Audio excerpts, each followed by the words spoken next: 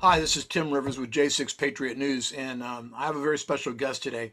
We always talk in our interviews mostly with J6ers, but the message we keep hearing from everybody is you're next. If you ignore what's happening to us and to others who think like us, then you're next. Today, I'd like to introduce somebody who was next. This is Michael Zoumberos. I hope I pronounced it right.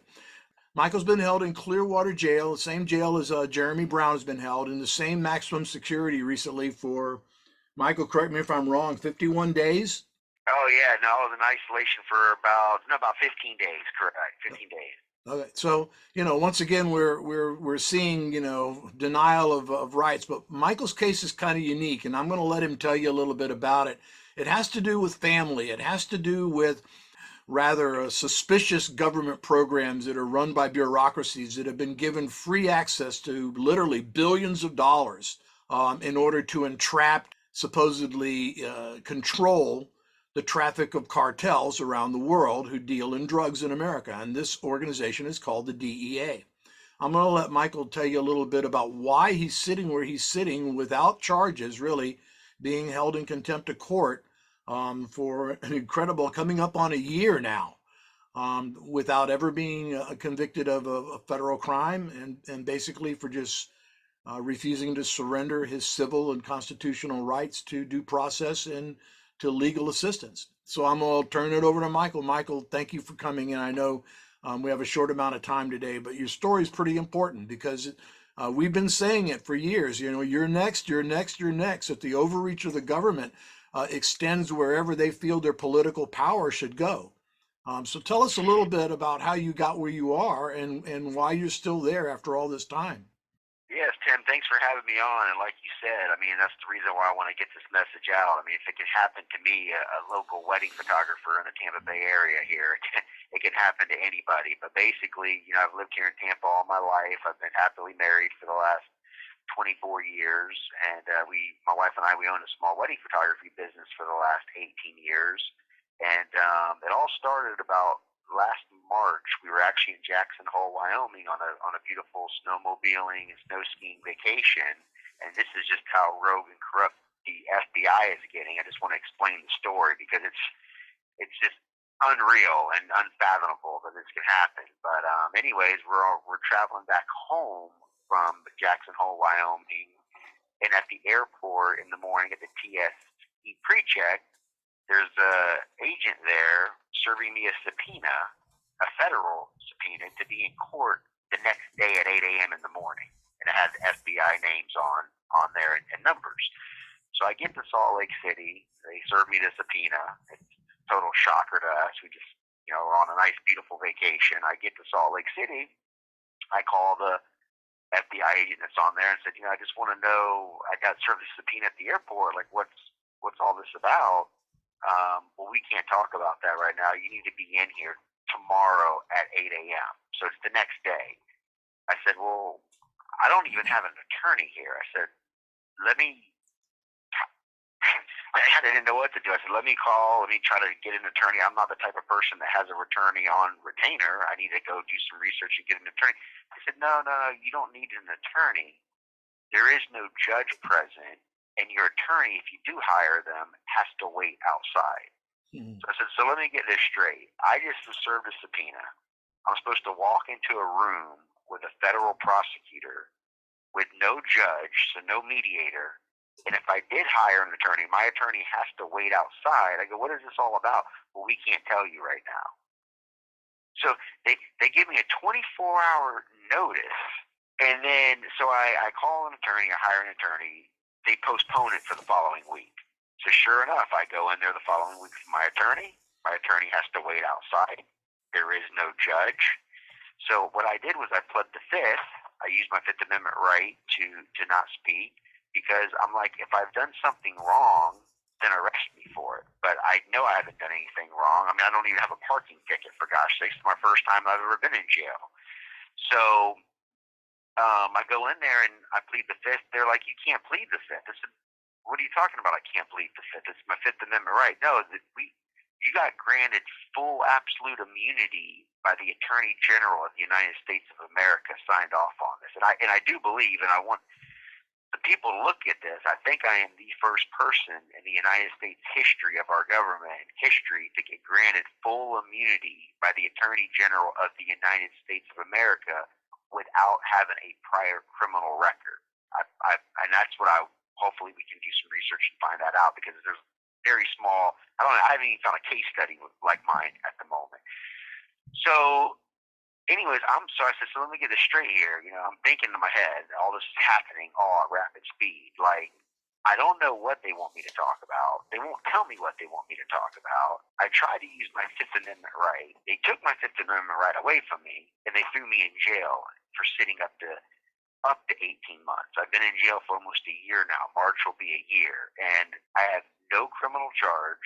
I have no court date. I have no bond. Like, I feel like this is like Nazi Germany all over again. Now I know how the Jews felt when they first started getting their guns taken away and getting all their rights taken away from them during World War II. I mean, it's the same thing. I go, here I am, a small business owner, pay my taxes, went to college, did the American dream, own my own business, live on a small horse farm in Odessa, employ 20, 25 people, and this is what my grandfather's a Pearl Harbor survivor. My brother graduated #1 in his class in Quantico, and for special agent for the government. And this is how I get repaid. Like, they throw me in jail, just a regular citizen. And you're exactly right. This isn't just January 6th. This is the rogue. This FBI has just gone totally rogue and are going to extent as like what they're doing to me, like just like the teachers that they said that were, or not teachers, but the parents that went into the schools and they call them domestic terrorists. Like, you're seeing a pattern. January 6th, the parents, you're seeing a guy called domestic terrorists just trying to go in there and all this wokeism and stuff in the school system. And now with myself, a wedding photographer thrown in jail because they want me to talk about something. They won't let me know what subject matter is. I can't have an attorney present in the room. There is no judge. So it's me, a prosecutor, and supposedly a grand jury. And my question is, at this point, is, well, who's the grand jury? How do I know who selected this grand jury? And that's where I'm at right now. I'm living. I feel like I'm running a marathon in purgatory. It's just, I never in a million years thought I'd be sitting in jail. And imagine, like, my wife and I own a business together, but imagine if I'm the breadwinner here. Imagine if, I have this job and my wife and I can't imagine having kids with all this, by the way. Thank the Lord I don't have kids going through this, because it would just be totally devastating. But imagine if I had my job and my wife and I had 2 or 3 kids, and, we wanted to homeschool our kids, and she went ahead and did that, and then this happened to me. I'm in jail for 10 months. I'd lose my job. I'd lose my career. Maybe lose my relationship with my wife and my kids. I lose my house. And it's a coercing technique. So what they can do is I can get out tomorrow. All I have to do is make a phone call. Yeah, I'm ready to talk to you about a subject matter I know nothing about. Or they can hold me for up to 18 months. So it's a forcing technique that they're using. It's very rarely done. Like I said, I don't know of too many case studies. It's a civil accusation, so it's not a criminal charge. It's a civil charge. It's the only charge that you can be arrested and put in jail for up to a certain length of time. It's called civil contempt. So that's kind of where we're at right now. That's the storyline, and here I am. And then what they did was, and the other thing is, I was in for 9 months. I got attacked in here, viciously attacked by somebody, scarred, bruised, all the whole nine. I was found not guilty of the altercation, but that person got to stay in minimum security, and then they moved me to maximum security. And when they moved me to maximum security, I don't know if you know this, Tim, or not, but Jeremy Brown, we were in the same pod together. We didn't even know it at the time, because I wrote him a letter when I was in, so what happened was I went into the pod with him in maximum security, and he'll tell you it's those jungle down there, and I already had someone, wanted to steal stuff from me, and my face was all cut up. I was just coming back, I'd go from minimum to maximum, never been in this environment before. The guy's like, yeah, I'm going to bash your skull in, so I feared for my life. I told the cop, I said, look, I fear for my life. I just got in an altercation. This guy's already starting with me. You know what the cop tells me? I'll get in there. You'll be fine. And that's what I think. And there's the Lord, I have a witness that was there right next to him that heard him say that. So I had to think on my head, and I'm like, well, what do I need to do here to alleviate the situation? I'm scared out of my mind. I don't belong here. So I said, I'm gonna kill myself. I said, because I'm gonna kill myself. Well, how are you gonna do it? Well, I'm gonna hang myself. I had to literally do that to get out of that environment. And then Jeremy, that's where he remembered me from, was so here I am spending Christmas, Christmas here. Okay, I went from to Ritz Carlton, Aspen to Jackson Hole, Wyoming, to a Pinellas County jail, and I'm spending Christmas in a butt booty naked cell with a cloth over me, with suicide watch for 3 days. Never had any intentions in my life of ever doing that. Never had any intentions here. So then 3 days of that, and then they spent another 10 days in maximum security where, in the psych ward. So I was in the psych ward for another 15 days. Instead of moving me back to minimum security, they moved me right back to maximum security where Jeremy was at. He was in cell number 10. They moved me downstairs again to cell number 12. So I'm like, nothing makes sense. Like, I'm the one, and I'm thinking the attack was staged at this point. Because how does the guy just come attack me? It's in their report. I tell the cop, you see me, I'm holding them back. I know how to fight and defend myself really well. And that's the other problem. I don't want to catch a charge. I don't want to beat someone. Heaven forbid, I beat someone to a pulp and kill someone or hurt somebody. And I don't even have a charge being in here. And I could get a criminal charge. I'm just like, it's like living my worst nightmare every single day for the last 10 months. And this isn't an uncommon story with J6ers. And so what you're telling me is just more confirmation for everybody that this is not just a J6 issue. This is a weaponized and out of control bureaucracy of bureaus that are working in concert to basically do whatever the heck they want. They're all of their rules, all of their restraints are gone. Their adherence to constitutional law gone. Their protection of civil rights for the people they're supposed to be protecting gone. And man, what an example this is. But does everybody really understand?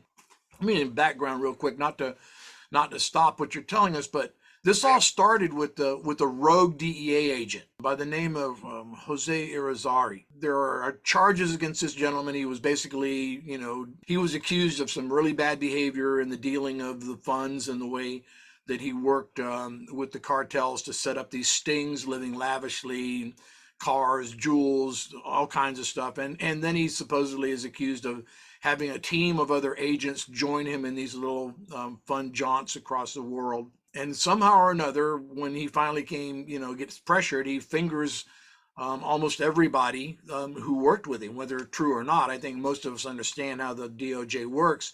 I reel in a fish, I get you to cough up 150 fish, and I'll let you go. And so, obviously, it's in the best interest of people who are in that situation to cough up fish, whether they're really fish or not. And somehow or another, Michael's brother is part of that group that's being, basically abused and persecuted, but not arrested. Is that correct, Mike? Your brother's not arrested, right?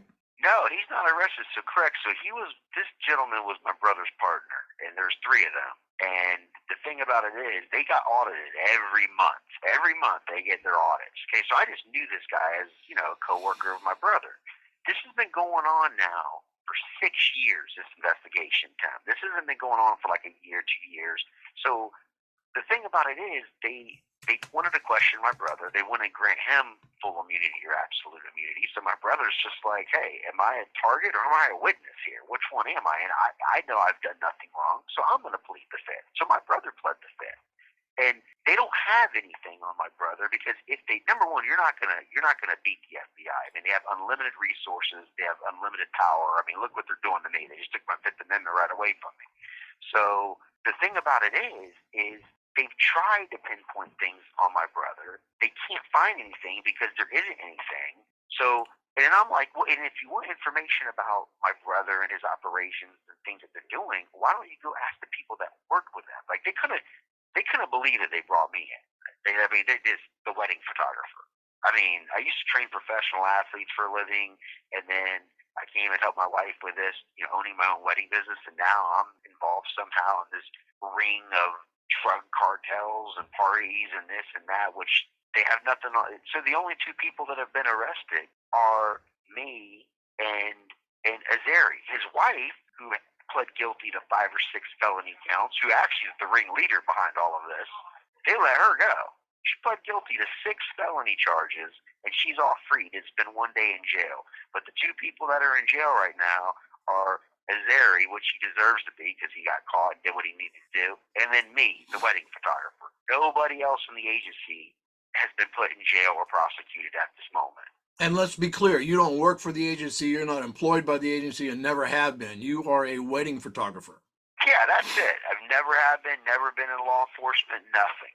So and that's the whole thing of why. And that's the whole thing of why I pled the fifth, is because obviously they want something, the information I don't know about, and then like I said, I don't have legal representation in there, and I'm sure that it has to do with something with my brother. So anything that I say is going to be used against me or him, and they could say, well, this guy's lying and he's perjury. And that could happen too to me.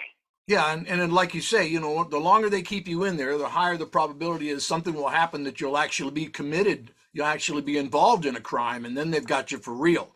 And this is why they love to throw you into high security environments with dangerous individuals, especially if you're not accused of dangerous crimes or violent crimes, because they know you'll become a victim. And then being a victim, you'll either get manhandled so badly you'll want to talk no matter what, or you'll basically get involved and they'll hold that crime over you until you do what they want. And this is an agency gone rogue. I'm sorry, these are not constitutional methods of getting what you want, whether it be a witness to cooperate or whether it be a defendant to perjure themselves. I'm sorry, but this is the game that's being played. Now, it's really hard to, you don't have a fund set up yet. I know Michael will. When Michael's fund gets set up, we'll let everybody know where it is so you can help him with the legal expenses of getting through this.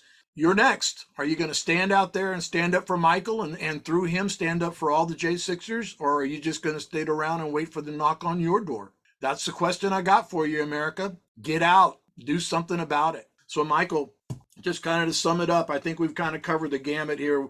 You are now in a general security environment. Is that right?